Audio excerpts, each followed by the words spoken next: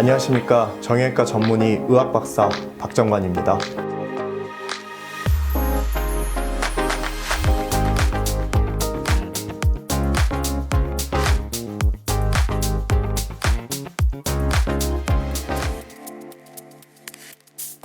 손목 터널 증후군은 어떤 질환인가요? 주로 이제 중년 여성에게서 많이 발생하고 최근에 이제 젊은 환자분들에게서도 많이 발생을 하는데요. 손 저림 증상을 특징으로 하는 이제 신경 증상입니다. 그래서 우리가 이제 손목을 만져보시면 여기 이렇게 양 끝에 뼈가 좀 만져지실 거예요. 그 사이에 이렇게 가로 방향으로 가는 인대가 있습니다. 가로 수근 인대, 횡 수근 인대 이렇게 부르는데요. 이 아래쪽으로 우리가 이제 정중신경이라는 신경이 이렇게 지나가는데 그 신경이 이 인대가 두꺼워지면서 눌리는 질환, 그걸 이제 손목 터널 증후군, 한자로는 수근관 증후군이라고 부릅니다. 이제 증후군이라는 표현이 붙었다는 게 환자가 그만큼 많다는 얘기고요. 최근에 10년 전에 비해서 약 80%까지 환자가 늘었다는 보고가 있습니다. 손목 터널 증후군에는 어떤 증상들이 있나요? 사실 질병명 자체에는 손목이라는 표현이 들어가지만 실제 이제 증상은 손가락 저림 증상을 많이 호소하게 됩니다. 우리가 손바닥 쪽에는 신경이 두 개가 지나가는데 이 손목 터널 증후군에 의한 증상은 첫 번째, 두 번째, 세 번째, 그리고 이제 네 번째 손가락 중에서 엄지손가락 쪽 절반이 저림 증상을 특징으로 하고 있습니다. 신경이 눌리는 이유는 무엇인가요? 흔하게 생각할 때 신경이 지나가는 통로에 종양이 있다거나 혹은 이제 류마티스 관절염이 있다거나 혹은 이전에 손목이나 손가락 쪽에서 골절이 되면서 신경이 압박되는 경우도 있지만 대부분은 손목 사용이 많은 사람들에게서 나타납니다. 손목 사용이 많아지면서 아까 말씀드린 손목의 인대가 이제 두꺼워지면서 신경이 압박을 받는 증상, 그게 손목 터널 증후군입니다. 다른 신경 질환들과는 어떻게 구분할 수 있나요? 그래서 이제 초기 진단이 굉장히 중요한데요. 보통 이제 사람들이 저리다 그러면은 팔이 저리다 그러면 이제 나 디스크 아닌가? 먼저 이제 의심을 해서 목 쪽 검사하시고 이렇게 되다가 진단이 좀 늦어지는 경우들도 꽤 있습니다. 가장 특징적으로는 목에서부터 이렇게 신경이 내려오는 거고요. 우리가 팔로 가는 모든 신경은 목에서 출발하는 건 맞습니다. 그 중에 특히 이제 정중신경이 위쪽에서 눌렸다. 그러면 이제 목 디스크나 협착증인 경우가 있고요. 이 아래쪽으로 내려오면서 손목에서만 눌린다. 그러면 이제 손목 아래쪽으로만 저림 증상이 나타나는 게 좀 특징적입니다. 물론 이제 그게 전문의들도 이렇게 바로 구분하기가 좀 쉽지 않은 경우들도 있어서 그런 경우에는 좀 정밀 검사가 필요할 수 있고요.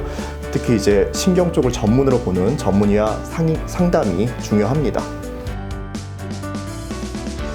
확진 시 수술을 꼭 해야 하나요? 보통 이제 초기에는 수술까지는 필요 없고 이제 경과 관찰을 하고 이제 보존 치료가 가능합니다. 초기에는 이제 감각 신경에 대한 증상만 나옵니다. 저림감.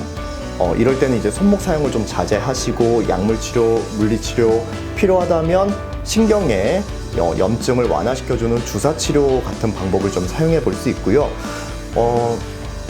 이게 정중신경에 의해서 이 다음 단계 근육의 영향을 받게 되면은 우리가 이 엄지손가락 아래 이쪽에 이렇게 두툼하게 나와 있는 근육이 말라가기 시작을 합니다. 그런 정도가 되거나 혹은 보존 치료를 했는데도 저림 증상이 너무 심해서 일상생활에 제약을 받는다. 이럴 때는 수술적 치료를 하시는 것이 좋습니다. 수술은 어떻게 진행되나요? 아까 말씀드린 대로 이제 이 횡인대가 주 범인입니다. 이 횡인대 아래쪽에는 정중신경과 함께 우리가 손가락을 이렇게 구부려주는 인대, 힘줄 9개가 함께 지나가는데요. 이 수근관의 한쪽 면을 열어주는 겁니다. 그래서 저희가 이제 수술할 때는 요 손목의 이 손금을 좀 피해서 한 2cm 정도 이렇게 피부를 절개하고요. 그 바닥에 이 횡인대를 잘라서 이걸 벌려서 그쪽을 압력을 낮춰주는 수술을 합니다. 그래서 감압술이라 부르는데요. 그렇게 이제 정중신경이 지나가는 통로를 열어줌으로써 효과적인 치료 결과를 얻을 수 있고요. 수술도 부분 마취만 시행하고 수술 시간도 5분에서 10분 미만으로 굉장히 간단한 수술이기 때문에 수술에 대해서 너무 걱정 안 하셔도 될 것 같습니다. 손목 터널 증후군 자가진단법은 무엇인가요? 가장 많이 알려진 검사 방법은 이제 팔렌 검사라고 부르는데요. 자, 손목을 이렇게 양쪽을 90도로 만들고 서로를 맞대게 합니다. 이렇게 하면 이제 우리가 신경이 지나가는 통로를 좁게 만들어서 증상을 유발시켜 보는 검사고요. 이렇게 한 자세에서 30초 혹은 1분 정도 기다렸을 때 손끝으로 저림 증상이 나오는지 보는 방법이 한 가지가 있고, 또 하나의 방법은 이 신경이 지나가는 통로를 이렇게 두드려 보는 방법입니다. 손을 이렇게 놓고 이렇게 두드렸을 때 손끝으로 찌릿찌릿한 느낌이 오는지 확인을 하는 방법, 이렇게 이제 두 가지 정도를 알려드릴 수 있을 것 같습니다. 손목 터널 증후군 예방 방법은 무엇인가요? 사실 요즘 이제 컴퓨터 사용도 많아지고 핸드폰 사용도 많아지고 특히 이제 스마트폰 나오면서 거의 하루 종일 저희가 이제 손가락을 쓸 수밖에 없는 상황이 됐어요. 가장 좋은 방법은 손을 쉬는 겁니다. 그래서 이제 컴퓨터 작업을 좀 하시던 분들, 핸드폰 사용이 많으신 분들 중간에 우리 학교 다닐 때 쉬는 시간이 있었듯이 한 번씩 좀 쉬어주고 좀 이러면 좋습니다. 근데 이제 대부분 이제 컴퓨터 하시는 분들이 쉬라 그러면 갑자기 핸드폰 보면서 쉬어요. 그런 건 사실은 이제 권하는 방법은 아니죠. 그래서 중간에 편안하게 명상을 하신다든지 하체 운동을 좀 하신다든지 이렇게 한 번씩 손을 스트레칭도 좀 해주시고 이렇게 쉬는 시간을 충분히 갖는 것, 그게 가장 좋은 방법이고 가장 좋은 예방법이라고 할 수 있습니다. 손목 터널 증후군 치료에 있어 마디세상 경험만의 장점과 노하우는 무엇인가요? 일단 말씀드렸던 대로 손목 터널 증후군은 이제 정확한 진단이 중요하고요. 정확한 진단을 하기 위해서 목 문제인지 혹은 류마티스 같은 전신 질환이 있는지, 그리고 영상학적으로도 이제 초음파나 MRI 검사 등이 필요한 경우가 있습니다.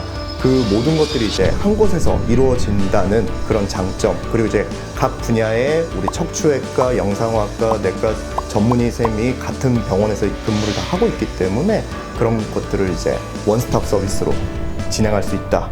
그래서 환자분의 정확한 진단부터 치료, 그리고 이제 예후까지 좋게 만들려고 노력하고 있습니다.